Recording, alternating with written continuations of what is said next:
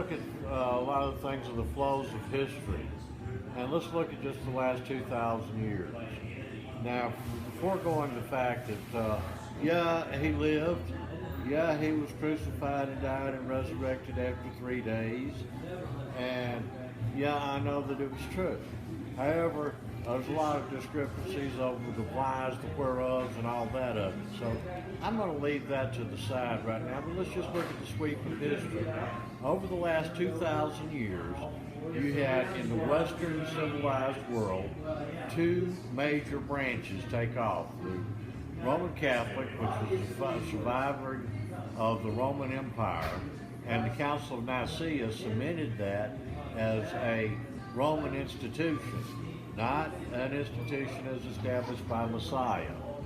And it's like one historian said, Paul took the message of Messiah and made it 50% Greek. The Council of Nicaea made it 100% Roman.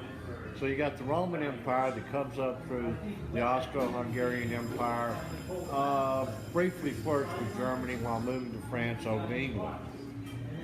Through Spain a little bit, but you had Spain and France competing, and England came out as the top dog at the end, especially after the Armada. The other side is the Eastern Orthodox that were centered in Constantinople. That came up through Tsarist Russia. Oh, so you have these competing structures that were taking place. The competing structure, Tsarist Russia yielded to the so-called communist structure. It was still a parliamentarian form of government, and it was based upon the Tsarist system.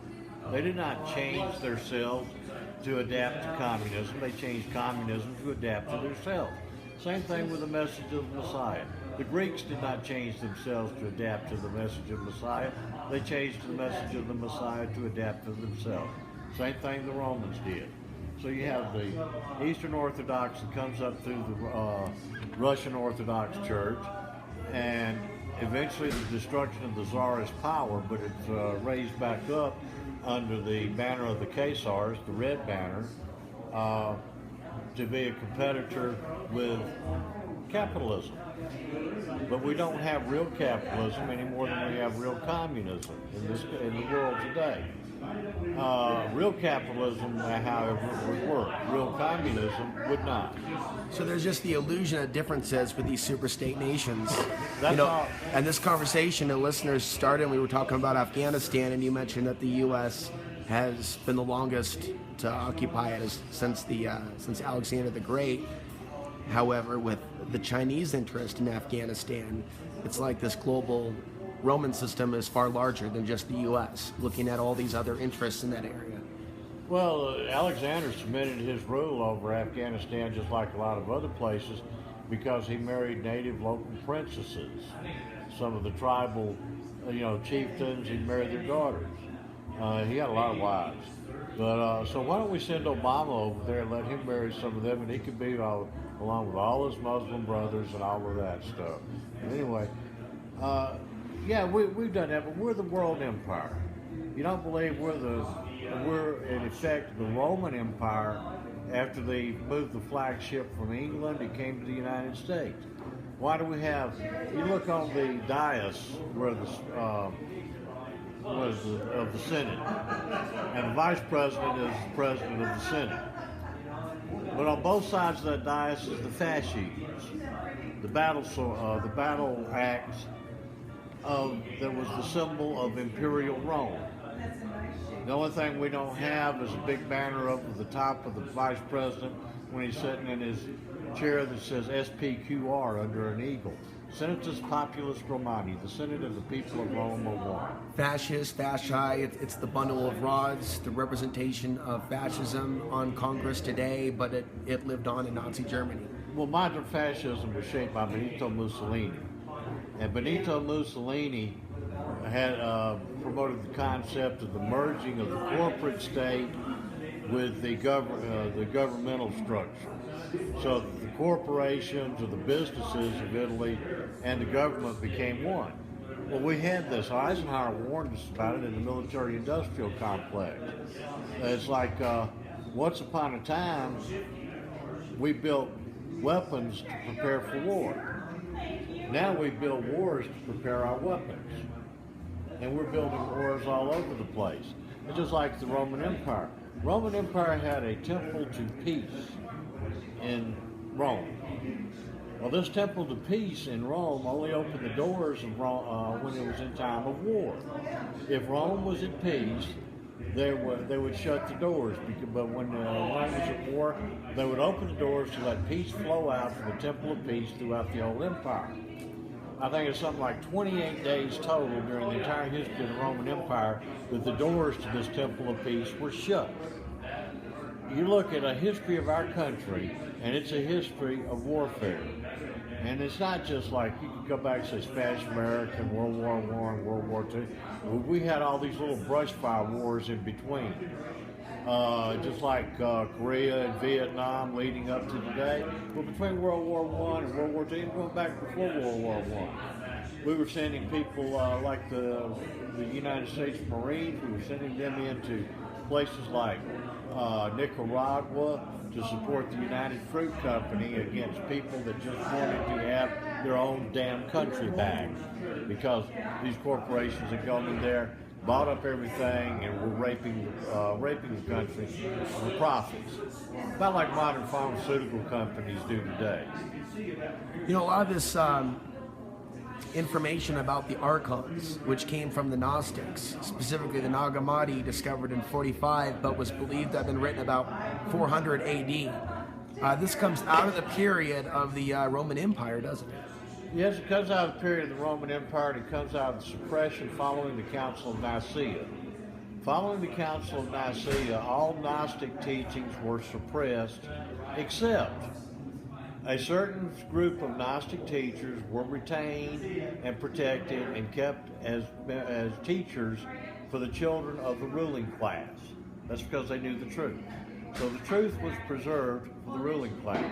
In the meantime, all the Gnostic documents and everything were suppressed. Now, when they found the Nag Hammadi scrolls, there was the skeletal remains of somebody that they think was a slave that was killed to preserve the secret of where these scrolls were buried in these clay jars. And some of those were lost because the guy that took them home, his mama used them to start a cooking fire with. But these papyri give a insight into the nature of the Gospels that is not available from the accepted New Testament. And like I say, the Council of Nicaea, they threw out about 22 Gospels. They also threw out the Acts of Athanasius or something, who was the brother of Mary Magdalene. The emphasis on Mary Magdalene in the early church, and you can go in there, you have fresco or paintings in the underground chapels where they would worship, that show the prominence of women in these worship services that after the coming of the Council of Nicaea and the establishment of the male-dominated church, the female role was so suppressed it was unreal. So let's talk a little bit more about some of the biggest contrasts between Gnostic thought, i.e. teachings of Jesus. There's also the Gospel of St. Thomas, which was left out of the New Testament. That's one of the Nag Hammadi scrolls too. Right. Gospel according to Thomas. What are some of the biggest contrasts between the Orthodox Well, one version of the biggest contrasts between, say, the early apostolic communities, including the community of the Catholics that was established by Mary Magdalene in south central France, that was eventually destroyed by the Vatican, was first off, there was no instant salvation. You came into the community, you served a period of probation until you were accepted. And then once you were accepted, and this follows right hand in hand with the way the early apostolic communities worked. And there wasn't any instant thing, and you had to study, you had to learn. There was an emphasis on understanding and knowledge. And there were also certain rituals that were performed that were in conjunction with the spiritual nature of the earth and of life itself, usually in subterranean chambers. And one of the emphases in the Catholic teaching is the Catholic Book of John. The Catholic Book of John is a treatise on the alchemical nature of the Temple of Solomon. Anybody that thinks that there is no alchemical nature of the Temple of Solomon, really doesn't look. Now, the plans were given to David, and Solomon built it because he wanted a man of peace and not a warrior to build it. All right, so here we have this temple that represents the four elements. How does it do that? First off, it tells you in the book of Hebrews that it's the earthly temple, so the temple itself is the earth. The second is you have the in the inner court you have the molten sea and the brazen altar, water and fire. That leaves the two cherubim atop the Ark of the Covenant for air. Earth, water, fire, air. These are the four elements of the alchemical nature. When they are put together in the proper way, in the proper position, by the proper people, and they are motivated by the Holy Spirit, it brings forth the fifth element. And what is the nature of that fifth element? It is called Christos. It is the sharing of life. And it comes down to today is the term Christ. But it's not one person. It's like a family name. You come into this family, you become a part of it. You become of the Christ. So you want to say Jesus of the Christ instead of the Christ. Are we talking about a similar thing when we're looking at the Sangredo Cristo mountain range area or Blood of Christ? I don't say that perfectly as Sangredo Cristo? Right. Well, Cristo comes from the Spanish and the Latin, but the original word is Christos out of Greek. And the word was coined by Plato. When Paul went to teach the Gentiles, the Greeks, the Goyim, there's no word in Greek for Messiah, which means anointed leader. So he looked back into his teachings, and he had a classical Greek education. His daddy was an officer in the Roman army who had Greek slaves that taught him, and there's some other things that I won't mention this time. Anyway, Paul reached back into his teachings, and he brought forth the term Christos, Christ, which did not originate in Israel. It originates with the Goyim, with the nations. But it also means the nature of God in all living things. So when we awaken the nature of God in ourselves as part of life, we awaken the nature of Christos. It has a transformational effect from within. This is what Gnosis is all about, the inner knowing. The inner knowing that comes from activating something that I can describe, that I'm a part of, that's me, that's bigger than me, and all that good stuff rolled into one. But it's like this. If you understand, no explanation is necessary. If you don't understand, no explanation is possible. You know what's interesting about the history of the Roman Empire's fall and what they did, the Gnostics, and specifically what the Gnostics talked about? Not only the archons, but what they said about the demiurge and who the demiurge was in the Old Testament. The point I'm making here is we live in a period today with technology where people are put into Terror watch lists and databases if they know too much based on their internet activity. And this supposed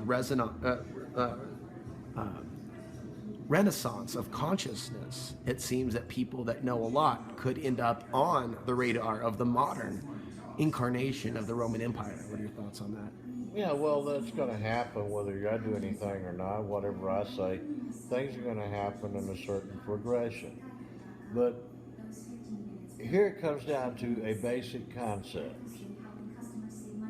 The concept that most religion tries to push on you is God that exists outside of your own self. You know, Jesus Christ did that, but I'm not Jesus Christ. Or, this is something that's in God's hand. Well, yeah, it is in God's hands, but you are part of, a piece of that God, that part of life. So yeah, you have the capabilities within you.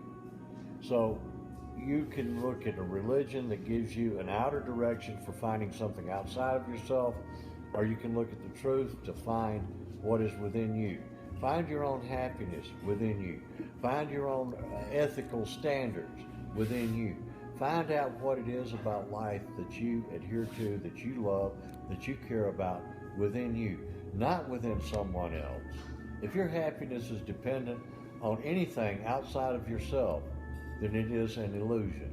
It is only when you find the cemented, solid, as hard as a rock part within yourself, that yeah, this is firm and this is what I believe and this is me, that is when you start to get somewhere. Not until. Okay, last thoughts for this video. There is a link on the YouTube playlist, the Man on the Mountain playlist series, which we have, a link to the Amazon Kindle book, which you've written. So, what are the main By the way, points? thank you too, because you mentioned something about that, and I had 3 book sales in one day. First time ever I've had three books to sell in one day. Now I want to say something about this book too. Okay. I did not say everything in the book. I wanted you to do some thinking of your own, but I gave you a lot of clues. Now anybody wants to discuss it with me, like I say, catch up with me if you can find me. We'll have us a cup of coffee and sit down and discuss it. But I'm writing another one now. It's going to be a science fiction novel, but it will go hand in hand with what I put in the religious book. The science fiction novel. Are any of the characters in Costilla County going to be in the sci-fi book? Any resemblance They certainly to are any out of this characters- world. Any resemblance to any characters, living or dead, that I have known is probably factual, but I will deny it. So, yeah, you've got heroes and villains in everyday life. I mean, but the difference is what you have within you, within your being, within your heart. Find that, activate that. Let love grow within you, and you will see love grow within others.